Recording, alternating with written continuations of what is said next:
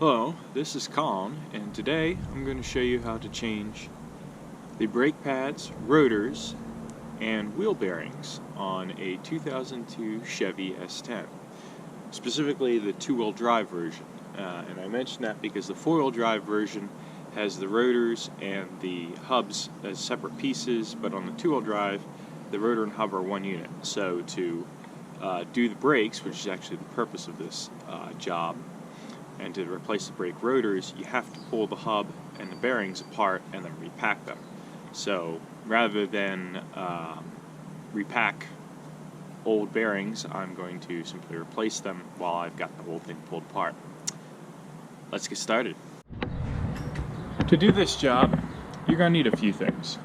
You'll need a coat hanger with some baling wire, some gloves for the messier part, brake parts cleaner, grease. I actually use the tub of it, but you'll get the idea. Rolled paper towels, cotter pins. You actually only need one, but they usually come in a big combo pack. A hammer, a 3/8 drive driver, Allen wrench, and a socket with a long 10-inch or 8-inch extension bar. You'll need a 3/8 to 3/4 adapter for your ratchet. You'll need that ratchet, a regular 8.5-inch ratchet will be fine. You will need a 19mm socket for the lug nuts and a 27mm socket for the wheel nut. You'll need a cold chisel for driving the bearing races in, a pair of pliers for installing and removing the cotter pin, 2 screwdrivers, a flat blade and both flat blades, but a small one and a large one for the same purpose, getting the cotter pin in and out. C-clamp for compressing the brake calipers, breaker bar for lug nuts, and you also need 2 torque wrenches, a smaller one with lower torque values for the wheel nut, and a larger one with higher torque values for your lug nuts. You'll also need to rent from a auto parts store a bearing race and seal driver kit. You'll need a floor jack and a jack stand, and your replacement parts. In this case, you'll need a set of brake rotors, brake pads for the front, 4 bearings, 2 inner and 2 outer, as well as 2 wheel seals. Let's get started. Okay, the first thing you're going to want to do is take the hubcap off and loosen the lug nuts, because it's really difficult to do that once you've got the car on blocks or jack stands.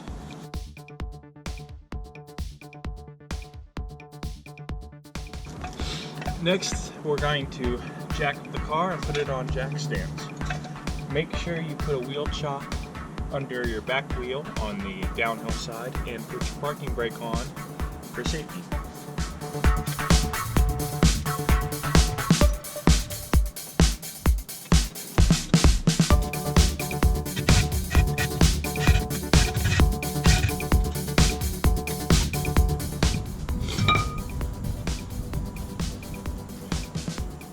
Now let's go to the other side. Alright, now that you've got the car on jack stands, you can go ahead and take your front wheel off.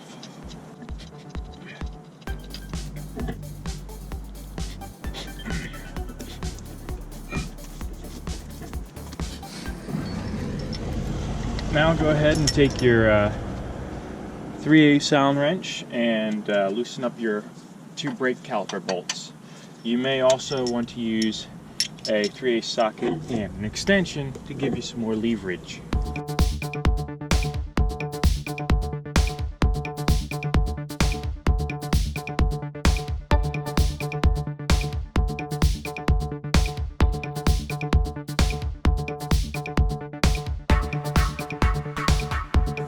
Now we're going to go ahead and put the C-clamp on this, but before you do that, make sure you go and loosen the cap on your brake fluid reservoir, because when you compress the brake caliper, the level has to go somewhere and you don't want to blow the cap off.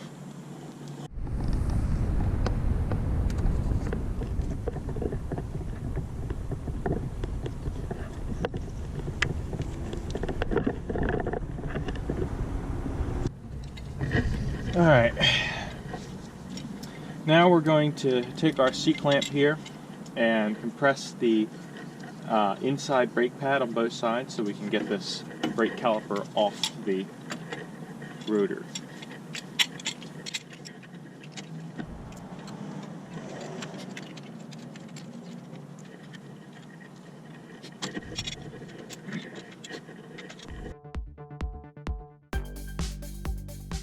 We take our coat hanger or our baling wire, whatever you prefer, and loop it around your upper control arm here.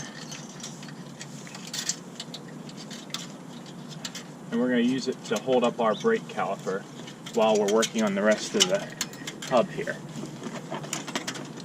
Because you don't want it hanging from the brake hose, that won't do the hose any favors.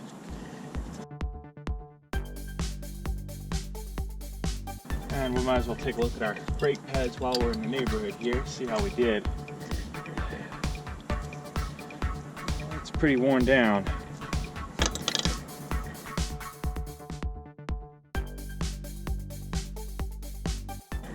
Next is the hub and rotor here. Alright, now you're going to want to take a small and medium-sized screwdriver and get the dust cap off your hub bearing.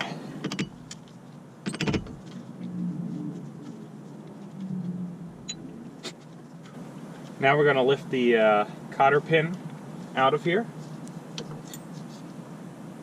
so we can get at the wheel nut.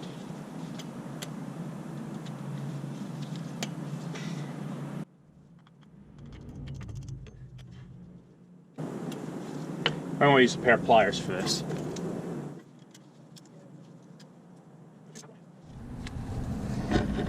Okay, now taking your 27mm socket, go ahead and remove the wheel nut.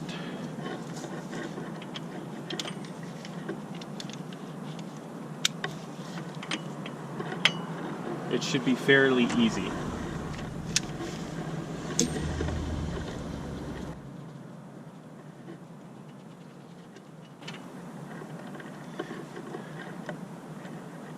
And this is where life starts getting messy, so you might want to get a roll of paper towels.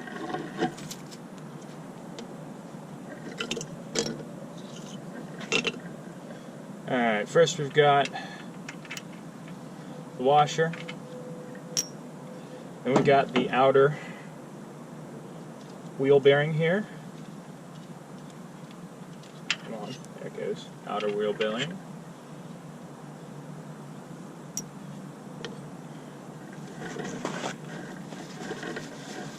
And we'll have the whole rotor and hub assembly.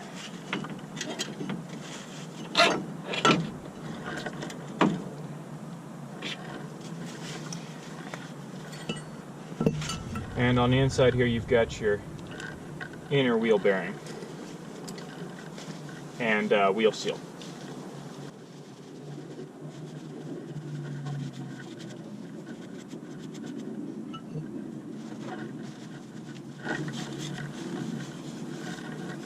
Alright, let's go get our new rotor prepped for installation. Well guys, it looks like it's my lucky day.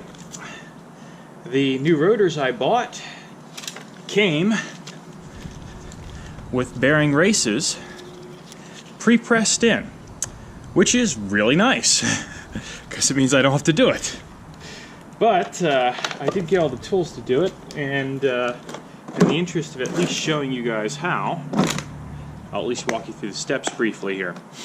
You'll need to go to a local hardware store and get their bearing race driver and seal set. Basically, it's a bunch of sized punches, effectively, that you use to sit in the bearing race and then drive it home with a hammer. But as they've done the job for me, I don't have to do that. I still will need the one to drive the seal, but that's we'll get to that step in a little bit. but that was nice of him. Okay, well, now that we've had our bearing races pre-driven for us, we're going to go set up our bearings now. I'm going to start with the inner one because it has the advantage of having the seal to hold everything in place once you get finished. So, your inner wheel bearing is the larger of the two, and because we already have our bearing race, we don't need this part, and it's going to go right like that. And all we're going to do now is pack it with a whole bunch of good quality synthetic grease.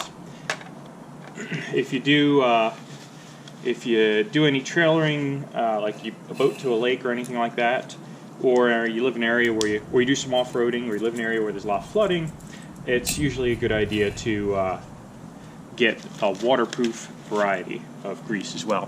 And if you're wearing gloves like I am, get a fresh set of gloves for this. Namely because the whole point of putting this grease here is to extend the life of the bearing, and if you've got grit or dirt or sand on your hands, when you grease the bearing, you're kind of shooting yourself in the foot. And then just go ahead and start coating the grease on as best you can. You want to get it in all the rollers, basically everywhere it's feasible to get the grease.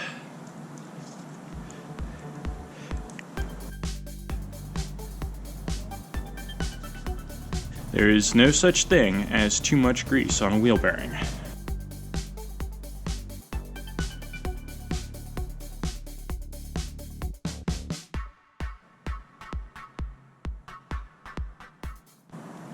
Alright, now you've got it all greased up, go ahead and drop it in there.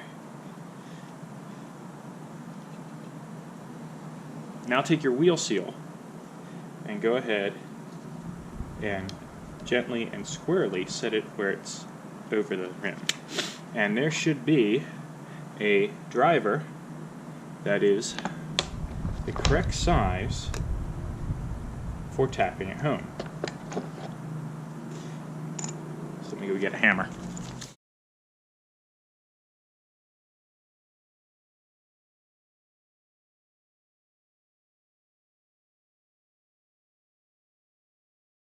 And you want to go ahead and keep driving it down until you've got it pretty much square and level all the way around.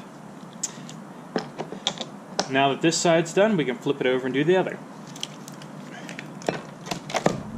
So starting with the other side, go ahead and take the smaller wheel bearing, that's the outer wheel bearing, and set your race aside if you've already got them pre-installed. And then go ahead and grease this guy up too.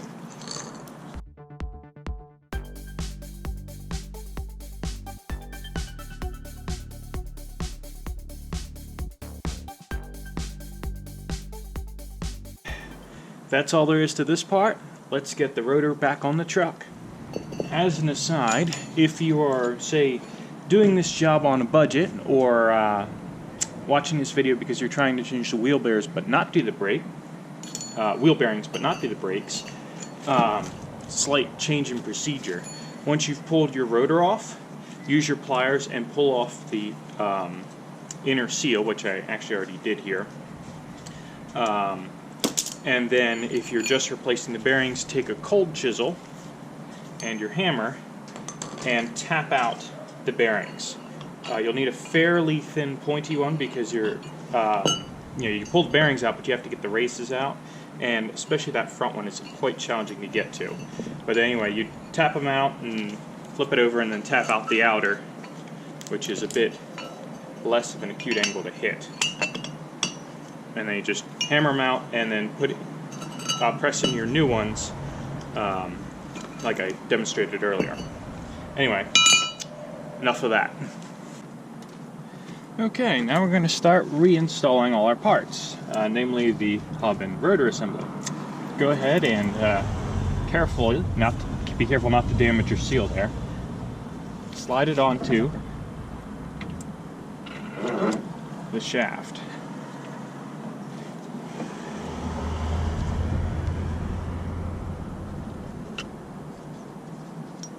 Then take your washer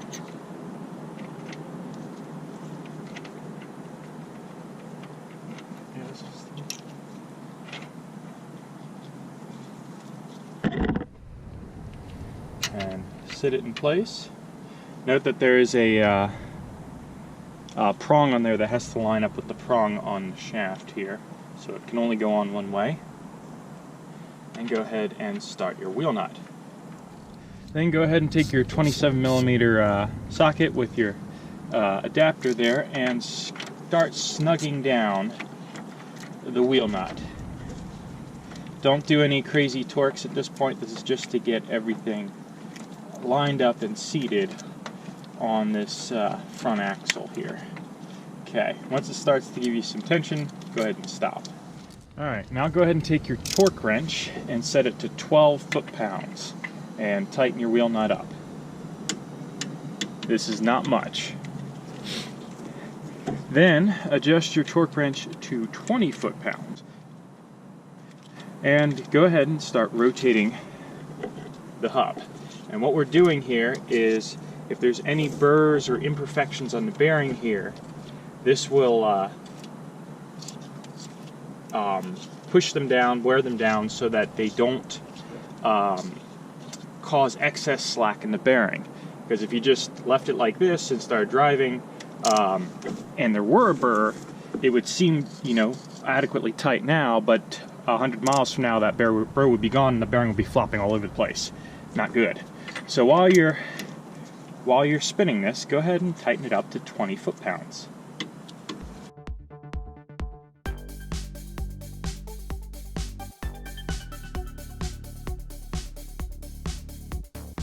Now that we've got our new bearing seated, go ahead and take your regular old 8.5-inch ratchet and loosen that wheel nut by a quarter turn.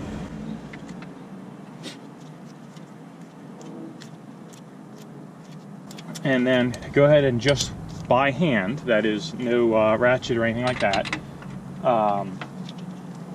tighten it till it's snug. No extra leverage at all, just, you know, you just want it snug. Because if you tighten it up too much, you're going to put too much friction on the bearings and they're going to get hot. So you don't want to do that. You just want it so that it's not rattling around. Okay, to round off the wheel hub assembly, you need to install a cotter pin in your wheel nut. This is crucially important because if you don't do this, that wheel nut can shake loose, unthread itself while you're driving, and the whole wheel can fall off, which would be a disaster. It's generally recommended that you do not reuse the old cotter pins. Now, I've personally done it and nothing bad happened, but given that this whole pack of cotter pins was probably like $3, it's really not worth the headache, and certainly saves you time because the old bent up ones are a pain to get back in the little holes. So get yourself a new cotter pin and tap it in place.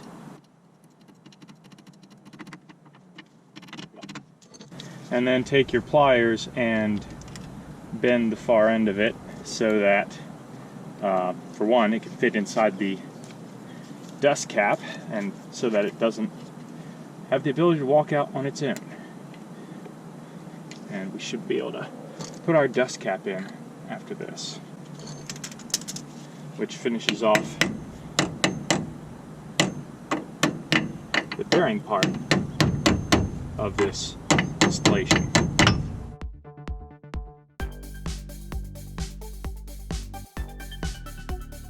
Looks good. Okay, now we're going to finish compressing that brake caliper so we can install our new pads. Place big end on the bottom. The shaft generally goes best inside the caliper, and then tighten it down until we can compress the caliper. Once again, as we said before, make sure your brake fluid reservoir lid is open at this point, otherwise you will blow it off.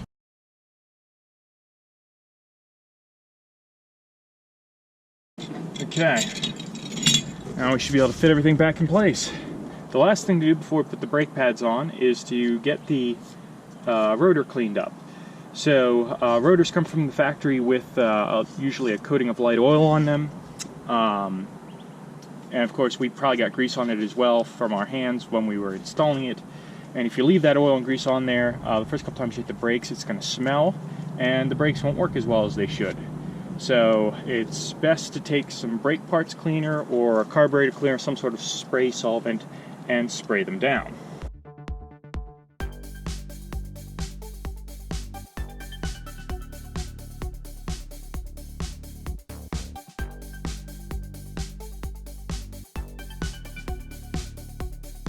We can go ahead and unwire our brake caliper here and put our new pads in it. The outer pad is this one here with the little fork bit on it and no sensor, and it sits right in that groove there. The inner pad is this guy with the little spring piece, and he just goes right inside the caliper here. And that inner pad should hold pretty nicely. And you just go ahead and slide it.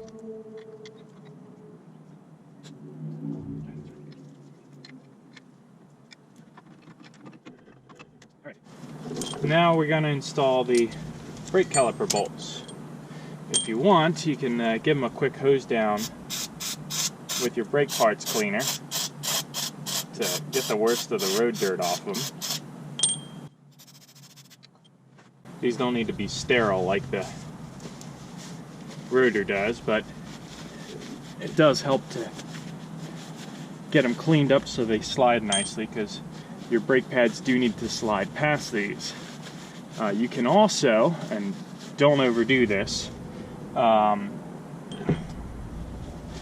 put some grease on the slide part of the pin.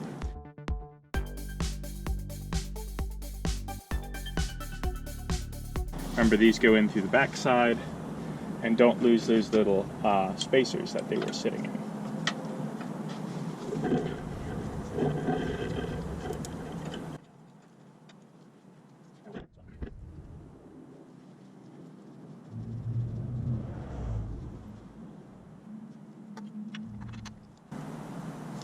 Okay.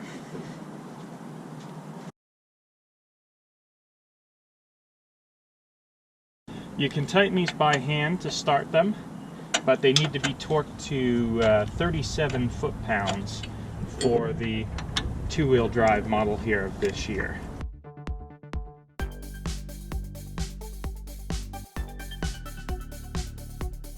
So once you've got these snug up, to torque them down, you're going to need a straight 3/8 driver. You won't be able to use just this guy unless you've got really precise mechanics feel. So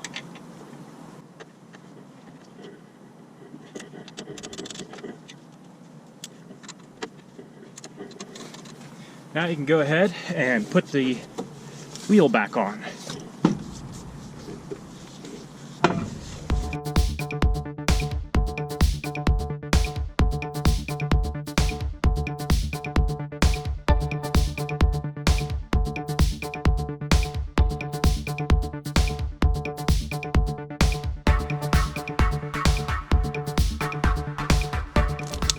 Just snug them up for now with your 8-inch ratchet. We'll torque them down once we get the wheel back on the ground.